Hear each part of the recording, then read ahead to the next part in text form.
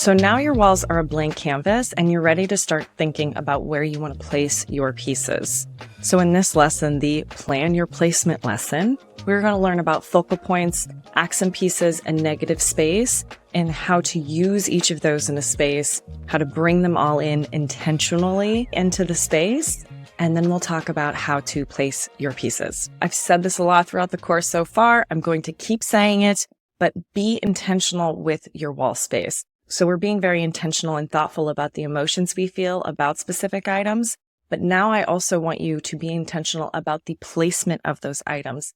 So I want you to look at a design magazine, go into a professionally decorated space, and just look at the walls.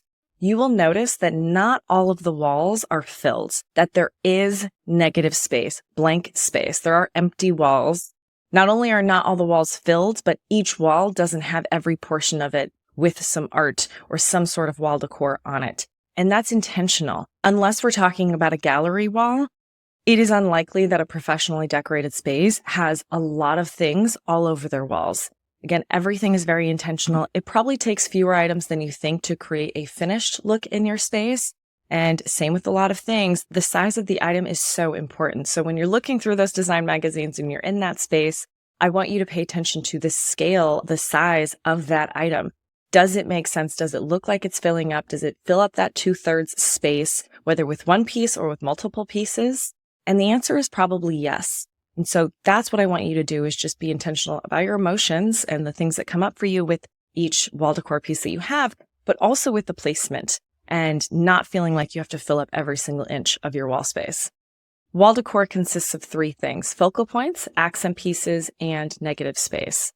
And we're going to talk about what each of those things are right now. So focal points in the room. A focal point is a statement piece. This stands out and grabs your attention when you walk in the space.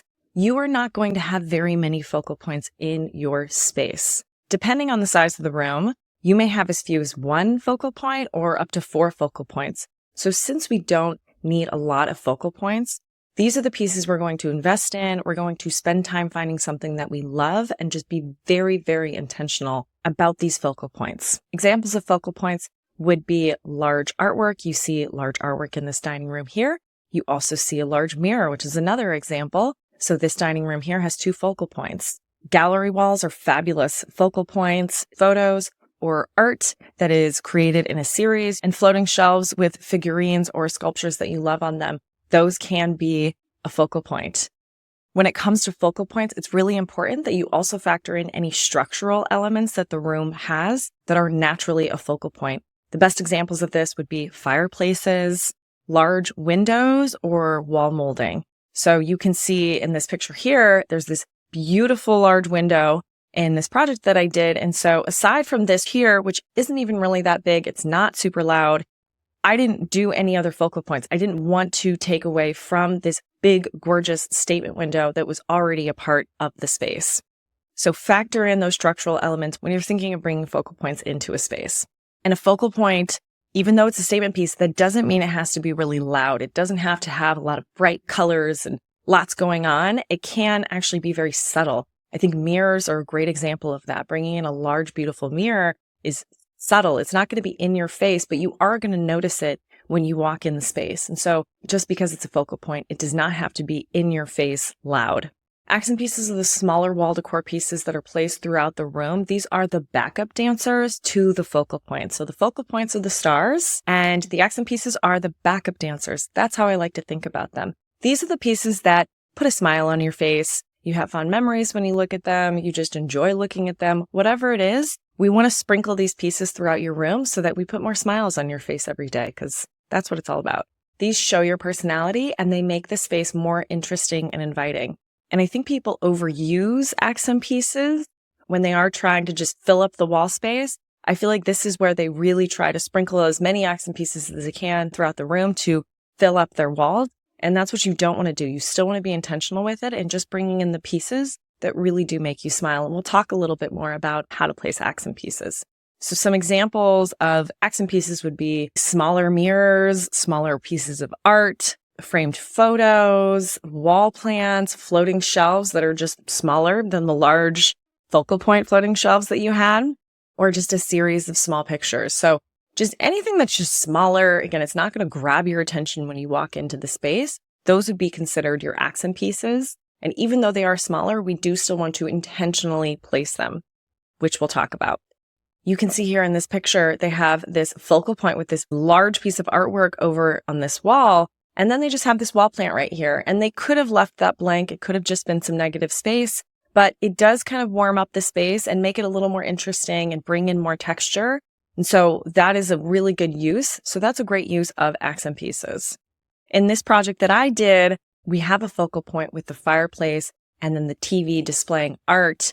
Those things being grouped together, they act like one focal point. We also have a focal point that you can't see here, but it's a gallery wall here. But I also wanted to add in some other accent pieces. So I put in these guitars here that my client just had wonderful memories associated with. And they bring in a new element. They bring in some depth to the space and they just make the space more interesting. And so I didn't have to fill up this wall space here, but it is something that makes my client smile. And I think it adds something special to the space. Negative space. Negative space is the thing that I think most people are the most scared of. It's just leaving your walls blank. And again, I think people are always wanting their space to feel finished. And as a result, they just try to fill up the wall space. When in actuality, if you really aren't sure what you want there, leaving it blank is the best thing you can do for the space. And then bringing in anything else that you do love, that you've intentionally purchased or intentionally want to place in the space, but still having blank walls, your space will actually feel more finished than if you just put up, random posters that you got 20 years ago just to have something on the wall. And I implore you to always choose negative space, choose a blank wall over putting something that you don't really like on your wall. An example of this is just literally nothing. It is nothing. That's the only example of negative space. As you are planning the placement of your pieces, since we are truly planning, I encourage you not to hang your pieces right away. So if you find a piece that you like on a wall and you're like, oh, it's great, it's perfect there, this is where it's going to be hung, don't hang it just yet. Just lean it on the ground against the wall, or if it's at a risk of getting broken, if you have young kids, then just make a note on that wall that piece will go there. But don't hang it yet, because you may make some changes as you continue to plan the placement of your pieces. And you might find out that, oh, actually that piece, I like that a lot better here. And I want that to be negative space for now, or I want a different piece to go there. So again, don't hang everything right away. If you can wait to hang your wall art until you are done with planning the placement of all of the walls in your entire home, that's great. I understand that may not be possible for everyone. So if not, at least for that room, don't hang until you're done with that room. You will thank me later. So just like working with our largest pieces when we're placing furniture, we're going to do the same when it comes to wall decor. And so that is going to be our focal pieces. Those are naturally going to be our larger statement pieces. So we're going to start by identifying where our focal pieces will go first. So step into the space and ask yourself, are there any obvious, natural focal points in this space? Are there structural elements? Is there a really big blank wall that just kind of begs for some sort of artwork or something on it? Are there any windows? Are there fireplaces? Is there anything that's just jumping out to you as being the focal point of that room? Looking at this room here, you see that they have this big, beautiful fireplace. They also have this wall of windows. So those naturally become focal points that are in the room. They also added these floating shelves and put some fabulous decor on it. Those are also focal points. Not all focal point sizes are the same. So I would say if we were ranking our statement pieces, if we were ranking our focal points, the fireplace would be number one. That's the first thing that jumps out at you. And then I would say the windows, it looks like that takes up a whole wall. Those would certainly be another big focal point that would probably grab my attention next. And last would be these floating shelves. Those also grab my attention. So 3 focal points in this very large room is more than enough for this space. So they're pretty much done here. If a potential focal point is a big blank wall, then measure it and determine 2/3 of that size. And then go to your staging area and ask yourself, do you have any piece or pieces that you love or you like that you can put on that wall that would fit that? And if so, go and lean it against the wall. That may be your new focal point. In the rooms where it's really not obvious what the focal point can be in the space and everything is about equal in interest and size, then I would say just pick one. Just guess. What do you think the focal point can be? Note that down. See if you have any artwork in the staging area. If you don't, note down that you want some form of wall decor for that focal point wall, knowing that it may change as you start to place your accent pieces Maybe you decide that you actually want a different wall to be the focal point. So again, you may be adjusting as you continue through this, but in the beginning, we do want to identify our focal points, do the best you can with just determining what elements of your space are your few focal points you're going to have in that room. If you are working with an exceptionally large wall, what you can do is you can bring in furniture, bring in a console table, a floor plan and a lamp, something that will take up 2/3 the width of that wall. And now the artwork that you want to put above it that's going to be your focal point artwork only needs to be 2/3 the width of that furniture. So that's just a trick to be able to trim down a very large wall that just seems impossible to fill up. So a hack is to use filler.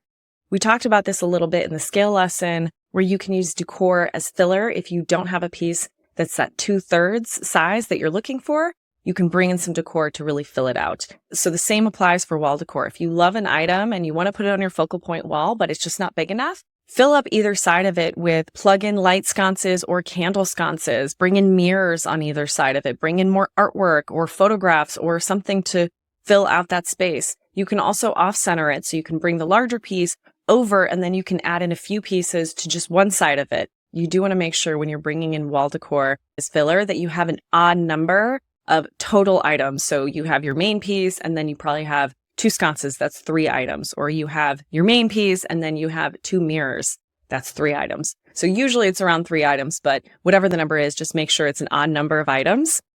You could bring in a tall floor plant to act as filler to place right next to that piece and then fill up the wall space next to it. You could bring in floating shelves. There's all kinds of things you could bring in, but don't be afraid to use your decor to act as a filler in addition to also just making you smile when you look at it. So now we've planned our placement for the largest pieces. Now we're going to plan the placement for the slightly smaller pieces, and those are our accent pieces. So when it comes to accent pieces, I only want you to pull from your yes pile or only purchase items that you really love. With focal points, sometimes you may need to pull from your maybe pile. Focal points are bigger, they can cost more money. And so when it comes to a focal point, I think it's fine to pull from your maybe pile to use as a temporary placeholder until you can invest in a focal point that you're excited about. I still strongly believe that you should never pull from your nope pile, even if you have the perfect size piece for a focal point. If you don't like that item, I say leave it as negative space, leave that wall blank for now because it's just not worth it. But with focal points, you can pull from your maybe pile. Ideally, you're only pulling from your yes pile. But when it comes to accent pieces, we are only pulling from our yes pile. And I want you to consider placing everywhere in your home. Note that this does not mean place on every single wall in your home and to fill up all the wall space.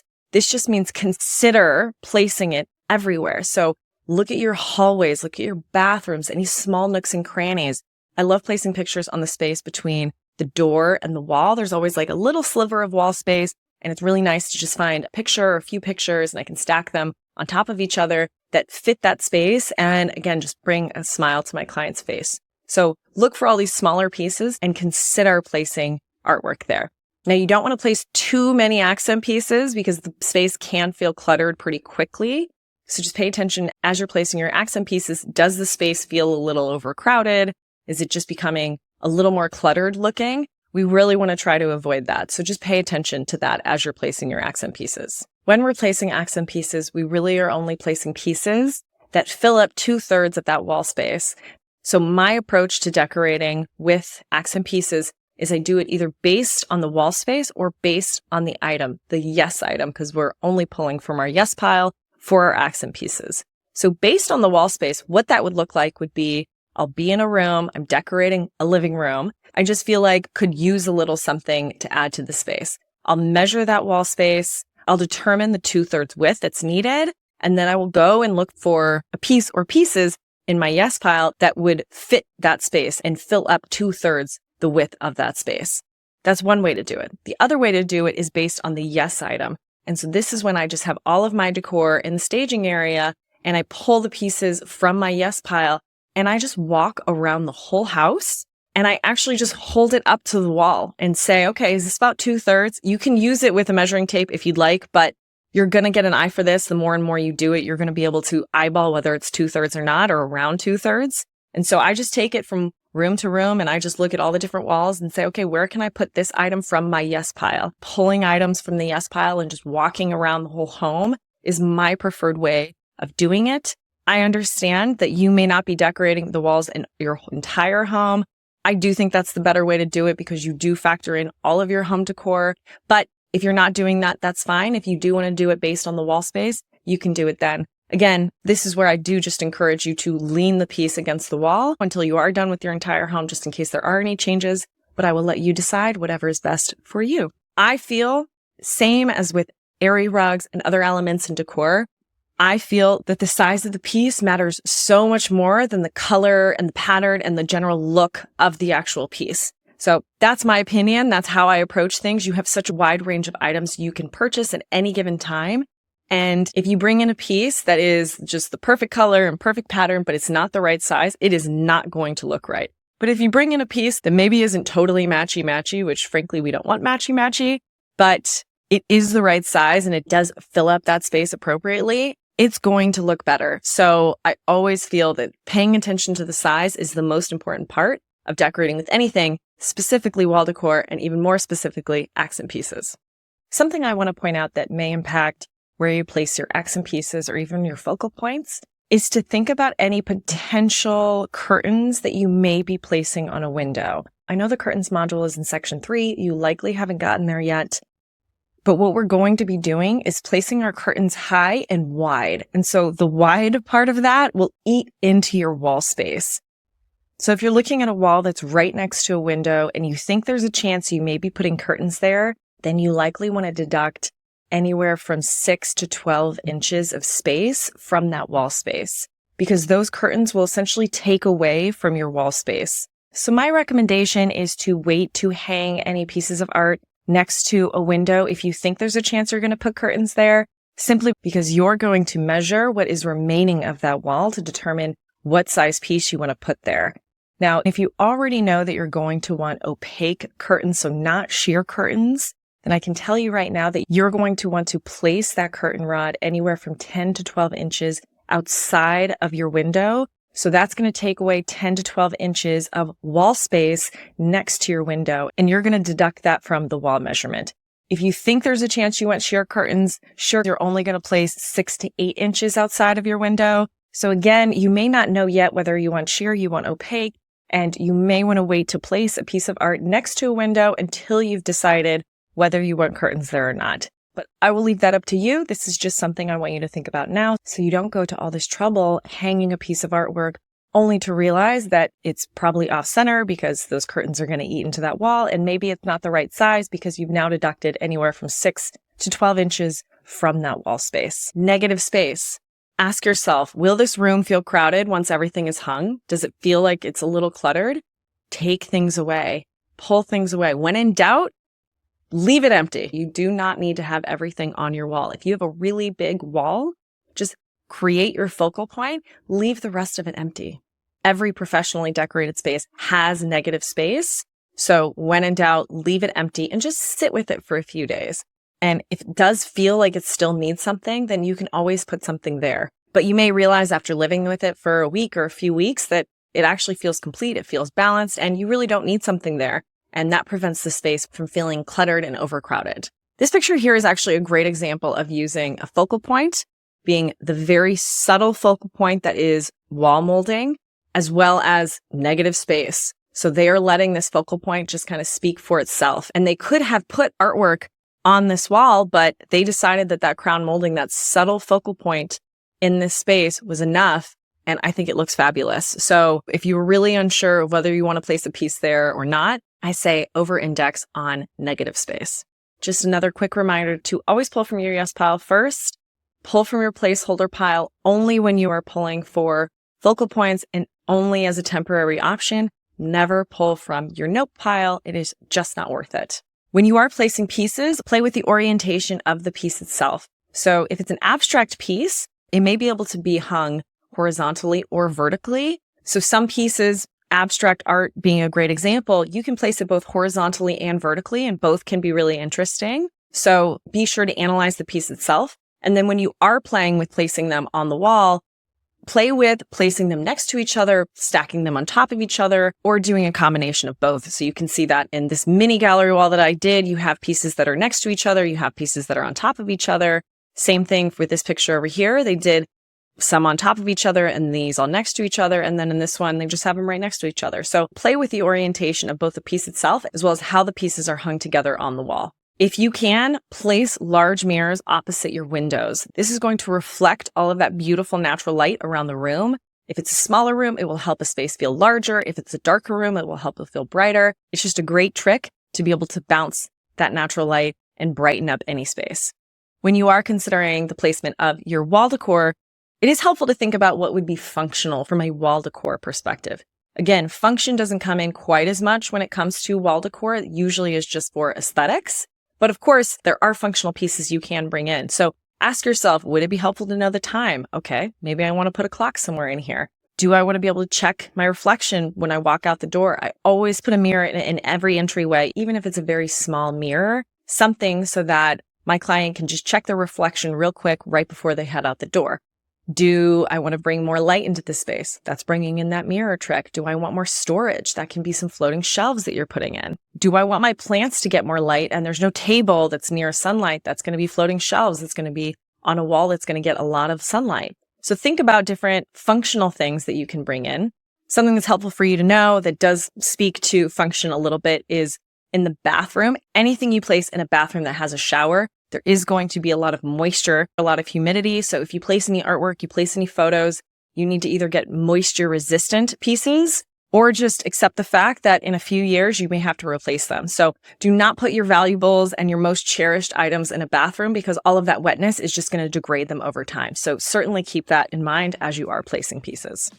Action items, same with all the other lessons. Just continue to the next lesson and we will plan the placement of your walls once we are done with the walls module. So I'll see you at the next lesson.